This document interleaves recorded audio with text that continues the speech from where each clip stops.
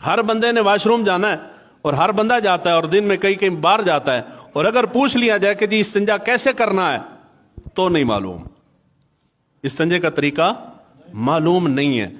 اللہ کے بندے جب استنجے کا طریقہ معلوم نہیں ہے تو پھر وہ وضو کیسے کرتے ہو، پھر غسل کیسے کرتے ہو، پھر استنجا کس طرح کرتے ہو، تو پھر نماز کیا ہوتی ہے اور پھر قرآن کیسے پڑھتے ہو۔ اور استنجا کرنے کے لیے سب سے پہلی بنیادی چیز ہے کہ استنجا ہمیشہ الٹے ہاتھ سے کیا جاتا ہے۔ کس ہاتھ سے؟ الٹے ہاتھ سے کیا جاتا ہے۔ الٹے ہاتھ سے مراد پورا ہاتھ نہیں ہے، الٹے ہاتھ سے مراد الٹے ہاتھ کی صرف 3 انگلیاں ہیں۔ کتنی انگلیاں ہیں؟ 3 انگلیاں۔ 3 انگلیوں سے مراد یہ آپ انگوٹھا اور یہ شہادت کی انگلی نکال دیں، یہ جو 3 انگلیاں ہیں ان انگلیوں سے استنجا کیا جاتا ہے۔ استنجے سے مراد یہ ہے کہ ان 3 انگلیوں سے آپ چھوٹا پیشاب کر کے تو ان سے استنجا نہیں کر سکتے۔ ان 3 انگلیوں سے مراد استنجا جو آپ نے کرنا ہے، انسان جب پخانہ کر لیتا ہے تو اس کا جو استنجا ہے وہ الٹے ہاتھ کی ان 3 انگلیوں سے استنجا کیا جاتا ہے۔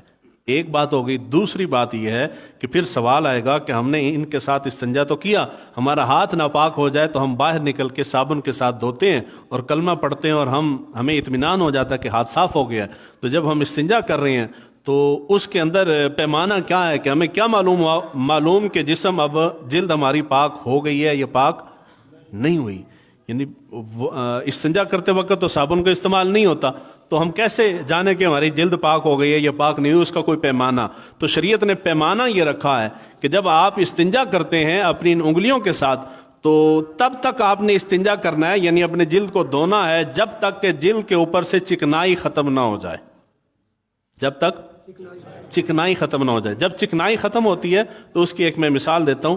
یہ ٹیبل ہے، یہ آپ کو محسوس ہو رہا ہے نا جی، یعنی ہاتھ پھسل نہیں رہا، رک رک کے چل رہا ہے۔ اس کا مطلب یہ ہے کہ ہاتھ کے اوپر اور ٹیبل کے اوپر چکنائی نہیں ہے، اور اگر اس کے اوپر چکنائی ہو تو پھر ہاتھ آرام سے ایسے پھسلے گا۔ اس کا مطلب یہ ہے کہ چکنائی موجود ہے۔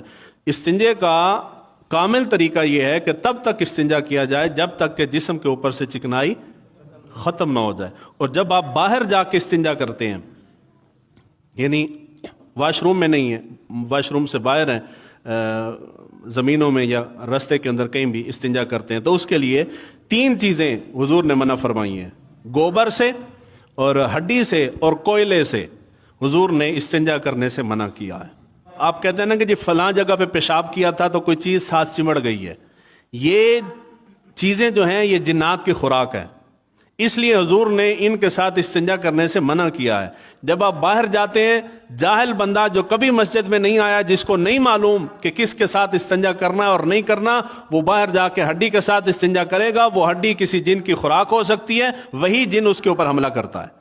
پھر آپ کہتے ہیں جی فلاں درخت بہت بھارا ہے، اس کے تھلے پیشاب کیتا سیدھا جن چمڑ گیا۔ وہ درخت بھارا نہیں ہوتا، آپ ان کو چھیڑ کے آتے ہیں۔ ہڈی کے ساتھ استنجا کریں گے یا گوبر کے ساتھ استنجا کریں گے تو وہ جنات کی خوراک ہے۔ آپ کے کھانے کے اندر کوئی ناپاک چیز ڈال جائے تو آپ کو غصہ آتا ہے نا جی، اسی طرح جنات کو بھی غصہ آتا ہے، تو ان چیزوں کے ساتھ استنجا نہیں کرنا۔ دوسرے نمبر پہ حضور صلی اللہ علیہ وآلہ وسلم نے منع کیا ہے سوراخ کے اندر، کسی بھی چیز کا سوراخ ہے اس کے اندر پیشاب نہ کرو۔ گھاٹ کے اوپر پانی کا تالاب کھڑا ہوا ہے وہاں پیشاب نہ کرو، رستے کے درمیان پیشاب نہ کرو، اور درخت کے سائے میں پیشاب نہ کرو، سر عام بیٹھ کے پیشاب نہ کرو، چھپ کے پردے کی اوٹ میں کہیں سائڈ پہ ہٹ کے پیشاب کرو۔ سبزہ اگر کہیں موجود ہے اس سبزے کے اوپر بیٹھ کے پیشاب نہ کرو، کیونکہ وہاں کوئی بھی آ کے بیٹھ سکتا ہے، جانور چرنے کے لیے آ سکتے ہیں، ان کے اوپر پیشاب نہ کرو۔ اور اس کے اوپر یہ رستے میں پیشاب کرنے کی بڑا سخت حکم ہے، اور پاکستانیوں کی عادت ہے سفر پہ جا رہے ہیں، جہاں پیشاب آیا گاڑی روکی ہے وہیں سڑک پہ بیٹھ گئے ہیں، ادھر یعنی اتنا تکلف کرتے ہیں کہ منہ دوسری طرف کر لیتے ہیں۔ آپ اڈوں پہ جائیں، اڈے سے بڑھ کے تو رستہ کوئی نہیں ہے نا، سارے مسافر وہیں ہوتے ہیں۔ اور پاکستان کے جس بھی شہر کے چلے جائیں، پورے پاکستانی قوم کی عادت ہے جس اڈے پہ چلے جائیں پیشاب کے تعفن سے پورا اڈا مہک رہا ہے۔